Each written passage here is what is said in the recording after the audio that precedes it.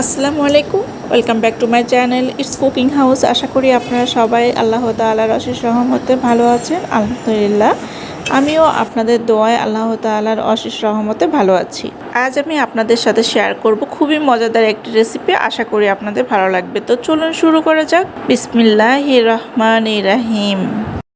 প্রথমেই চুলাতে একটি ফ্রাই প্যান বসিয়ে দিচ্ছি। এরপর দিয়ে দিচ্ছি বড় সাইজের একটি মগ দিয়ে 1 মগ তালের রস। এখন চুলাটা ধরিয়ে দিয়ে হালকা একটু নেড়ে নিব। এরপরে দিয়ে দিচ্ছি লবণ স্বাদ অনুযায়ী। লবণটাকে তালের মধ্যে মিশিয়ে দিব। এরপর দিয়ে দিচ্ছি চিনি 1 টিস্পুন।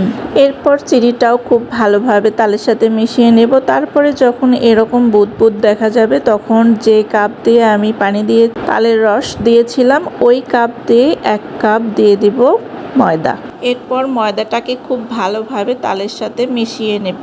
ঠিক যেভাবে আমরা রুটি বানাই ময়দা দিয়ে, সেম প্রসিডিওর। এরপর ঢাকনা দিয়ে ঢেকে দেব। ফিরে আসছি 10 মিনিট পর। এখন আমি হাত দিয়ে খুব ভালোভাবে মথে নিব এবং একটি সফট ডো তৈরি করে নেব। ডোটাকে আরও সফট করার জন্য আমি খুব ভালোভাবে মথে নেব। দেখুন মাশাআল্লাহ কতটা সফট হয়েছে আমার ডোটা। এরপরে আমি লিচি কেটে নিব। দেখুন আমি প্রায় 8টা লিচি কেটে নিয়েছি। লিচিটা আপনাদের যে যার পছন্দ অনুযায়ী কেটে নেবেন। কে কীরকম মোটা বা পাতলা খেতে চান তার উপর ডিপেন্ড করবে। এখন আমি লিচিগুলোকে হাতের মধ্যে নিয়ে গোল গোল শেপ দিয়ে একটা প্লেটে ঢাকনা দিয়ে ঢেকে রেখে দেব যেন লিচিগুলো ড্রাই না হয়ে যায়। এরপর একটা লিচি নিয়ে আমি রুটি বেলে নিব।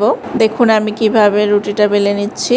একটা বেলুনের সাহায্যে হাতের মধ্যে লিচিটাকে খুব ভালোভাবে ঘুরিয়ে ঘুরিয়ে এভাবে গোল শেপ দিয়ে একটা রুটি বানিয়ে নিতে হবে। মাঝখানে বেশি চাপ দিবেন না। মাঝখানে চাপ না দিয়ে চাপটা দিতে হবে রুটির সাইডে, তাহলে মোটামুটি রুটিটা আপনার শেপ সুন্দর হয়ে আসবে। মাশাআল্লাহ, দেখুন আমার একটা রুটি বানানো কমপ্লিট হয়ে গেল। এরপর এক্সট্রা ময়দাগুলো 2 হাতের সাহায্যে ঝেড়ে এভাবে ফেলে দিতে হবে। আপনাদের সুবিধার্থে আরও একটি রুটি বানিয়ে আপনাদের দেখিয়ে দিতেছি। এ পর্যায়ে দেশ এবং দেশের বাইরে থেকে যারা আমার ভিডিওটি দেখছেন সবাইকে আন্তরিক শুভেচ্ছা। আশা করি আপনারা সবাই ভালো আছেন। আর যারা আমার চ্যানেলটি সাবস্ক্রাইব করেছেন তাদেরকে অনেক অনেক ধন্যবাদ। আর যারা ভাবছেন এখনও সাবস্ক্রাইব করেন নাই প্লিজ সাবস্ক্রাইব করে নেবেন। আর ফেসবুক থেকে যারা দেখছেন প্লিজ একটা ফলো দিয়ে রাখবেন। আমার ভিডিওটি যদি আপনাদের এতটুকু ভালো লেগে থাকে সেক্ষেত্রে লাইক কমেন্ট শেয়ার করবেন। ফ্রেন্ডস এবং ফ্যামিলি মেম্বারদের সাথে শেয়ার করবেন। আলহামদুলিল্লাহ, আমার সেকেন্ড রুটিটাও কমপ্লিট হয়ে গিয়েছে। এভাবে সবগুলো রুটি আমি বানিয়ে নিব। এরপর চুলায় একটি তাওয়া বসিয়ে দিয়েছি। তাওয়াটা গরম হয়ে আসলে দিয়ে দিচ্ছি রুটি। দেখুন তাওয়ার মাঝখানে আমি রুটিটাকে দিয়ে দিচ্ছি। রুটিটাকে আমি 15 সেকেন্ডের মতো সেঁকে নিব। এরপর উল্টিয়ে দিব। আমি একটা প্যাচুলার সাহায্যে রুটিটাকে এভাবে চেপে চেপে খুব ভালোভাবে ভেজে নেব। আমি বারবার রুটিটাকে উল্টিয়ে দিব না, আমি একবারেই রুটিটাকে খুব ভালোভাবে ভেজে নেব। তারপরে উল্টিয়ে দেব। রুটিটাকে এমনভাবে ভাজতে হবে যেন সব পাশে সমানভাবে তাপ লাগে।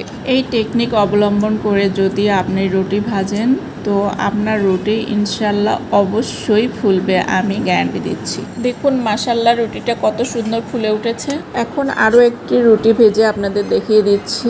সেম টেকনিক অবলম্বন করে আমি দ্বিতীয় রুটিটাও ভেজে নেব। দেখুন মাশাল্লাহ আমার দ্বিতীয় রুটিটাও সেমভাবে ফুলে উঠেছে। আর দেখুন আমার রুটিগুলো কতটা সফট হয়েছে মাশাল্লাহ। প্রিয় ভিউয়ার্স, দেখুন এখানে রুটিগুলো কতটা সুন্দর, দারুণ একটা তালের কালার চলে এসেছে। এরপর আমি আপনাদের রুটি ছিঁড়ে দেখিয়ে দিচ্ছি যে এটা আসলে কতটা সফট হয়েছে মাশাল্লাহ। এখন গরুর মাংস রান্না করেছিলাম আলু দিয়ে, তার সাথে তালের রুটিটা পরিবেশন করে আপনাদের দেখিয়ে দিচ্ছি। দেখুন মাশাল্লাহ এখানে একদম পকেটের মতো মনে হচ্ছে। এরপর আমি আমার ছেলে মেয়েদের খাওয়াই দিচ্ছি। ওরা বলেছে আম্মু এটা অসাধারণ হয়েছে খেতে, খুবই টেস্টি।